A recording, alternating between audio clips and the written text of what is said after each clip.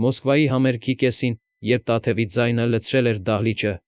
իսկ լույսերը ալիքների պես սահում էին մարդկանց վրայով, ոչ ոք չէր սպասում, որ այդ գիշերը իր ընթացքից կշեղվի։ Երբ երգը հասավին դահլիճի հետևի շարքերից մի տղա հանկարծ սկսեց վազել։ Անվտանգապահները ուշ արձագանքեցին, նա ցատկեց աստիճաններով բարձրացավ բեմ և հասավ Տաթևին։ Շնչահեղձ ձեռքում ուներ միայն մեկ բան ծալված նամակ։ Տաթևը մի վայրկյան կանգ առավ։ Երաժշտությունը դադարեց։ Դահլիճը ընկղմվեց տարօրինակ լռության մեջ։ Տղան ոչինչ չասաց, պարզապես նամակը մեկնեց նրան ու հետ քաշվեց այնպիսի հայացքով, կարծես տարիների խոսքեր էին կուտակված նրա աչքերում։ Տաթևը բացեց նամակը։ Ձեռագիրը դողդոջուն էր, բայց ծանոթ։ Նրա դեմքից գույնը փախավ։ Նամակը քրոջից էր, այն քրոջից, որը տարիներ առաջ անհետացել էր հին խառնաշփոթների ժամանակ։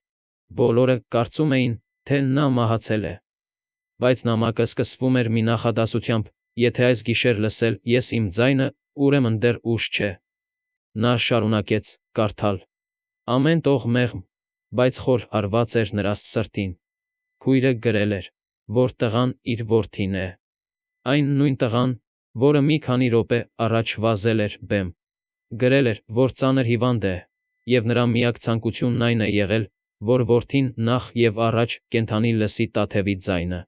Երբ Տաթևը բարձրացրեց գլուխը, աչքերը լի էին արցունքներով։